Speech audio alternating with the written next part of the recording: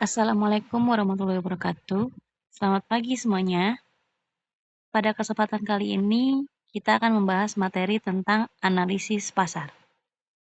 Materi ini sangat penting karena menjadi dasar dalam memahami strategi pemasaran, perilaku konsumen, serta pengambilan keputusan bisnis.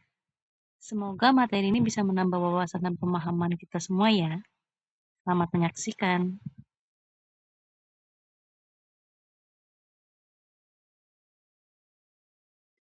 Analisis pasar merupakan bagian yang sangat penting dalam perencanaan pemasaran produk.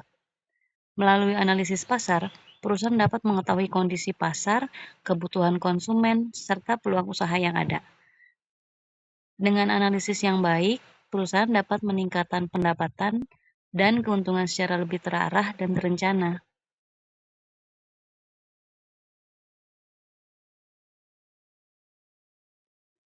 Analisis pasar mempunyai beberapa fungsi.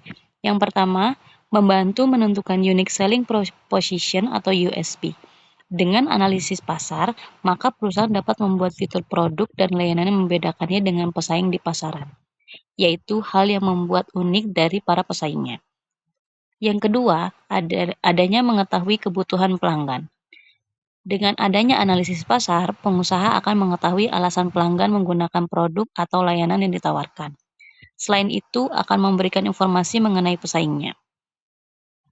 Ketiga, membuat perusahaan memiliki produk atau layanan terbaik.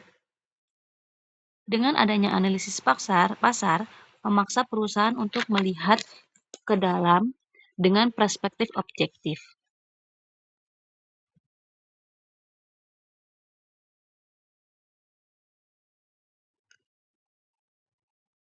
Adapun tujuan analisis pasar, yang pertama, membuat program dalam bidang pemasaran, kedua, menghadapi para pesaing, tiga, mengenal ciri-ciri pasar, empat, mengetahui karakteristik pasar, lima, melaksanakan kebijakan dalam pemasaran, enam, mengenal tipe-tipe pasar, tujuh, mengenal lingkungan pasar, dan yang terakhir, menentukan keputusan yang tepat. Selain itu dapat meningkatkan penjualan, perusahaan akan mendapatkan keuntungan dari analisa pasar, yaitu memperoleh keuntungan yang diharapkan dan meningkatkan produksi.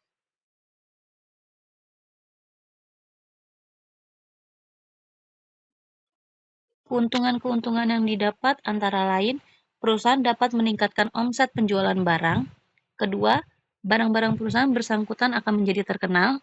Tiga, perusahaan dapat mempertahankan kelangsungan hidupnya. Empat, perusahaan dapat meningkatkan produksinya. 5. Hasil produksi perusahaan akan digemari konsumennya. Dan yang terakhir, perusahaan akan memperoleh keuntungan yang diharapkan.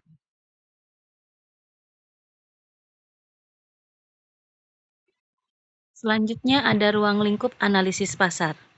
Ruang lingkup analisis pasar terbagi menjadi dua, secara umum dan secara khusus.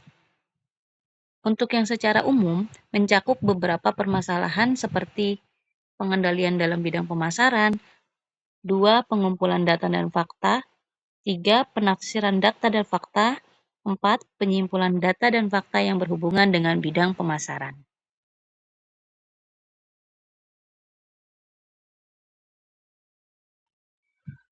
Secara khusus, ruang lingkup analisis pasar mencakup beberapa permasalahan. Yang pertama, barang dan jasa yang dipasarkan. Analisis pasar ini merupakan hal yang penting dalam penetapan suatu barang ataupun jasa yang dibutuhkan konsumen dan pelanggan. Jika konsumen membutuhkan barang-barang konsumsi menjelang suatu perayaan, maka produsen akan membuat atau memperbaiki barang-barang yang dimilikinya agar dapat memenuhi kebutuhan dan dapat dijual kepada para konsumen.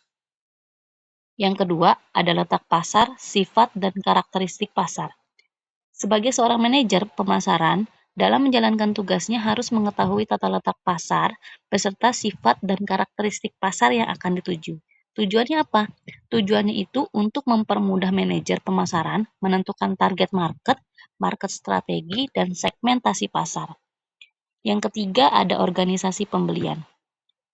Dalam hal ini, seorang manajer pemasaran harus mengetahui siapa yang membeli barang, siapa yang menggunakan barang, siapa yang paling berpengaruh di dalam pembelian barang, dan sebagainya. Yang keempat, kegiatan pembelian. Kegiatan pembelian meliputi siapa pihak yang membeli barang. di mana pembeli barang dilakukan, berapa harga barang, berapa banyak barang yang dibeli, bagaimana persyaratan dalam pembelian barang, dan bagaimana cara pembeliannya. Yang kelima, ada perkembangan pembelian. Di dalam analisis pasar, perusahaan harus mengetahui bagaimana perkembangan harga barang, bagaimana persediaan barang, dan bagaimana keadaan persaingannya. Yang keenam, saingan perusahaan.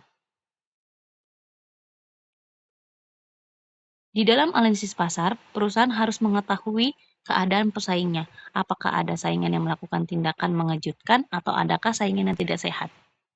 Yang terakhir ada pola pembelian. Perusahaan perlu mengetahui dan mengkaji kebutuhan, keinginan, serta pola pembelian konsumen.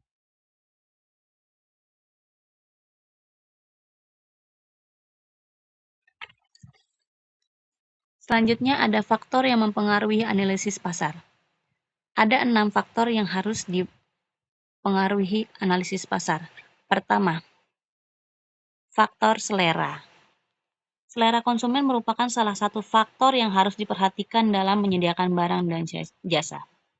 Karena apa? Selera setiap orang berbeda-beda, sehingga semakin banyak jenis produknya akan semakin mengundang konsumen untuk membelinya. Yang kedua, ada umur atau usia. Untuk dapat mengetahui pembelian terhadap hasil produksi perusahaan, di mana setiap jenjang usia membutuhkan barang dan jasanya masing-masing. Sehingga hal tersebut perlu untuk dianalisis oleh perusahaan agar dapat menyediakan produk yang sesuai. Yang ketiga, faktor pendidikan. Semakin tinggi tingkat pendidikannya, maka kebutuhannya juga akan semakin kompleks. Untuk itu, perusahaan harus menentukan target produknya sebelum melakukan penjualan. Yang keempat, ada musim. Perbedaan musim tersebut tentunya juga mempengaruhi produk, barang, dan jasa yang dibutuhkan dalam memenuhi kebutuhan. Oleh karena itu, orang yang tinggal di negara dengan musim dingin tentu akan lebih sering membeli jaket dibanding orang yang tinggal di negara tropis. Yang kelima ada faktor agama. Hal ini dikarenakan setiap agama membutuhkan produk yang berbeda-beda dalam menjalankan kegiatan keagamaannya. Yang keenam, faktor budaya. Budaya setiap bangsa tidaklah sama, oleh karena itu kebutuhannya pun juga berbeda. Hal tersebut yang mempengaruhi tingkat konsumsi terhadap barang dan perusahaannya.